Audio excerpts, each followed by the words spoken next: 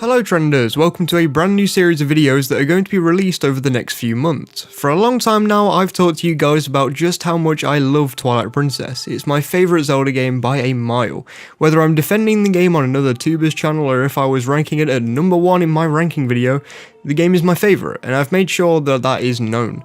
To get that point across even further, I wanted to make an hour-long video, if not longer, where I discuss all of the things that I love about the game. Suffice it to say, there was no way I was going to be able to do that in a week, as I like doing weekly uploads. Well, now I have the next best thing. These videos will start from the beginning of Twilight Princess, and I'll slowly go through the game, discussing my thoughts on most details that I can think of. When the series is over, I'll be stitching every single one of these videos together to create one huge, complete Twilight Princess retrospective. So before we begin, if you're new to the channel and don't want to miss any future Twilight Princess or Breath of the Wild videos, then please do subscribe. It really helps me out and you get some weekly content. Without any further ado, it's time to begin. It's time to discuss Ordon and why I love it so darn much. In the most cliche sentence I'll probably ever use on this entire channel, I think why I love the opening to Twilight Princess more than most people is because it symbolises the calm before the storm. As we find out later in the game, the world around Ordon village is slowly collapsing. But these villagers don't know that. The animals around them don't know that. It's so incredibly peaceful that you don't think anything could be happening around you. You wait for the moment where an earthquake does happen. But it doesn't. Because there is no massive threat to the Ordonians, the village is just living as it always has. The stunning lack of awareness from the residents is what makes the beginning of the game just so compelling to me. They're so unaware that one of the village's most fierce warriors, Russell, literally asks Link to deliver a sword to Hyrule Castle completely unknowing of what was going on, unaware of the Twilight and how much of the world was slowly being taken over. After a long talk, the pair make their way back to Ordon Village after one of the more emotional openings to a Zelda game in my opinion, with two friends just having a heart-to-heart discussion. He wakes up the next morning and this is where the game starts its really long tutorial. There are many people that hate this tutorial, and I cannot inherently say to someone that they are wrong for that opinion, because truthfully, there was a time where I used to absolutely hate the opening to this game. It used to aggravate me. We'll get into the specifics of the stuff that you have to do in Ordon, but it's a load of stuff that you shouldn't have to do at the start of a game, especially a Zelda game, and especially when you compare the tutorial of this game to Ocarina of Time's, the title that Twilight Princess takes 90% of its original identity from. I say I used to hate this tutorial because I think the more I play through it, the more respect I have for it. Twilight Princess is one of the more epic Zelda games in scope, and while I love the game, I know that its open world isn't as good as other games in the series. This means that when you're traversing the world later on in the game, you don't really get much downtime. So as I said at the start of this section, this is much like the calm before the storm. It's the calm before everything is thrown at you. Do this, do that, have some side quests. Even when you're traversing the overworld, it's not like other Zelda games where it's likely that enemies won't spawn without it being nighttime. Hyrule Field just has enemies there most of the time. Along with that, for the first half of the game, the field has this strong sense of impending doom, which isn't a bad thing as I'll discuss in a future video in the series, but I think this little bit of the game, where everything feels nice, is absolutely necessary to set the tone for what the usual atmosphere of Hyrule and Ordon Village is. It's just peaceful, sure. Kids might be chasing monkeys, but it's just a peaceful village with a farm.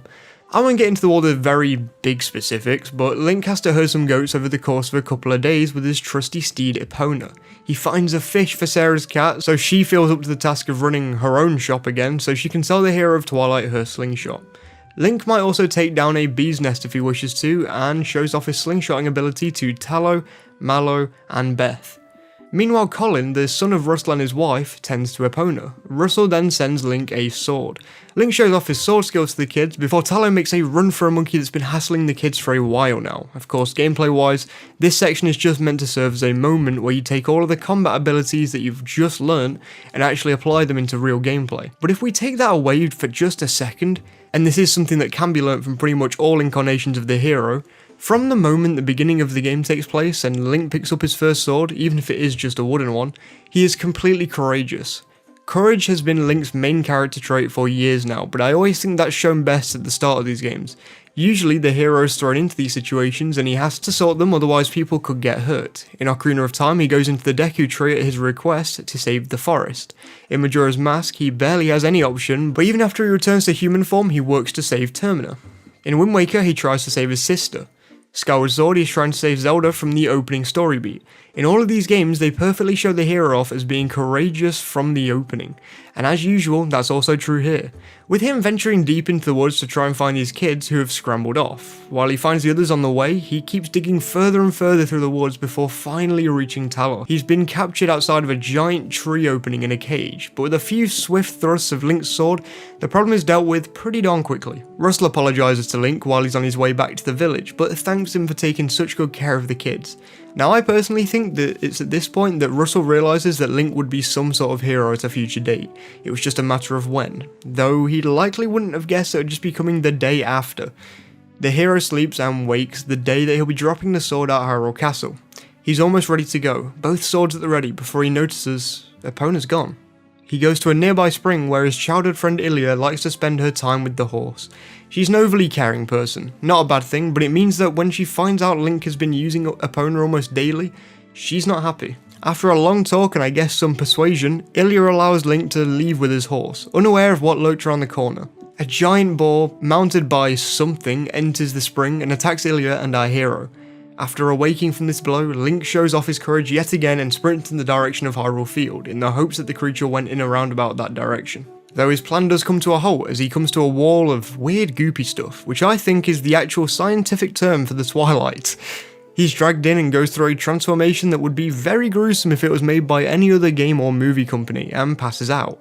Though while all of this happens, somebody is watching. The hero awakes in a cell. All semblance of that calm from Ordon has been lost, instead exchanged for terror. I mean heck, Link has literally been transformed into a dog. You cannot get more unknown than this. You wake up in an unknown body in an unknown area and you're locked in a cell. Link awakes to the same thing who watched him hours earlier. You're later told of her name, but she is simply one of the best parts of Twilight Princess, Midna.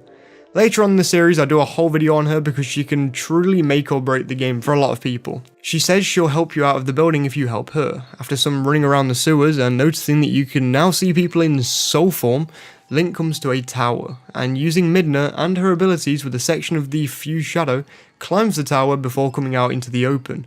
All at once it hits you. The hero did come to the Castle of Hyrule on that day that was specified, just in all of the wrong scenarios.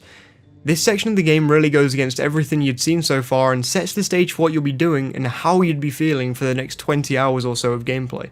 Now, Wolf Link isn't the best. I will be the first to admit that, and I'll probably keep saying it over the course of this series, but this tutorial section for your abilities is pretty darn nice in my opinion, and is one of the least annoying sections of the game where you play as Wolf Link. You make your way to the top of the highest tower in the castle where the princess sits. I won't go into any of the nitty gritty, but Midna and the Princess of Hyrule, Princess Zelda, seem to know each other somehow, and Zelda knows those shadow beasts are chasing Midna, so she must take her leave and try and find the rest of the fused shadow. With that, the imp takes the hero back to Ordon and asks him to find a sword and a shield. Seeing the reactions to you around the village is pretty sad considering how beloved Link was by the village in human form. You can't really blame them. Even if one of my friends like Brandoge turned into a wolf, I'd still be scared considering I don't know it's him. Anyway, very small rant aside, after committing some form of theft to numerous houses in the village, you set back to the spring. At this point you're ambushed and you're shown how to defeat bigger shadow monsters. I've never been too much of a fan of this combat, but over time I've come to appreciate that there aren't many of these battles over the course of the game, and each of these battles functions subordinately as a puzzle, and I don't mind that at all. The next thing you have to do is find all of the Tears of Light for the Spirit of Faron. This is the least tedious of these sections of the game, but as you'll come to discover in the next video in this series, yeah, I don't like these parts of the game. They're pretty annoying and are really long in the other two areas where you have to do the same. But I think this one is pretty darn effective. Exploring an area you've already discovered earlier in the game serves to zero in on how quickly the atmosphere changed and how much it changed. After collecting all of these tears, the Spirit of Faron transforms the hero back from his beastly form back into a human since the Twilight had been lifted from the land. Link realises he's back to human form, and while grasping his former reality, he looks at his clothing. The spirit informs him that the green garb he wears is of significant nature to the history of Hyrule, and I think this is just a great way to keep the lore of the Hero of Time going, especially since this was the second time they'd done such a thing in a 3D game after Wind Waker. In that game, he was hailed as a hero for everything he did for the land, but in Twilight Princess, he was merely a puppet to play in the capturing of Ganondorf. So when the spirit says that the Hero of Time's power is now his, It means his courage and very little more. It shows a different side of the hero Tom that we see much more later on in the game. Told to save the land, Link begins his adventure, everything left behind, the rest of Ordon left behind him, his own home. This was the start of his journey, and it's certainly an epic journey, but I think this understated, slower, more methodical way of approaching the beginning of the game was a good way of showing, once again, the calm before the storm. Of course, the start of the game really isn't great for a lot of people, and I don't think it's perfect in any regard. Out of all of the episodes in this series I have planned out, this was the hardest episode to write, but writing it has given me even more newfound respect for the beginning of this amazing game, and I hope I've at least showed some of you why I think it isn't a horrible opening to a game like some people seem to think it is. Thank you so much for watching this video. If you enjoyed then please do support me by leaving a like, rating and subscribing. You won't miss the second episode of this big retrospective, and you'll join the 13% of people who are subscribed who are watching right now. Plus you'll also get even more content, and I'm also planning to do a retrospective series on pretty much all of the 3D Zelda games at some point, so whenever I get around to your favourite Zelda game, you'll be able to watch the series from the beginning. So yeah, thank you a ton if you subscribe. The people you can see on screen right now are my Patreon supporters. Thank you all so much for the support, guys. Sumji and Jared Whedon are especially amazing for being my top paying patrons. Just look at the Triforce coloured names and that Triforce font. Thank you so much for the support, guys. If you'd like to join them, then you can do for as little as £1 or $1.50 a month. The link to my Patreon is in the description, and along with that link is the link to the rest of my media platforms, so follow me on them to keep in touch with me. Again, thank you so much for watching this video. I hope you enjoyed. If you did, then make sure you leave a like rating so I know you enjoyed the start of the series, and I'll likely see you on Sunday. But for now, Trenders, please do stay safe.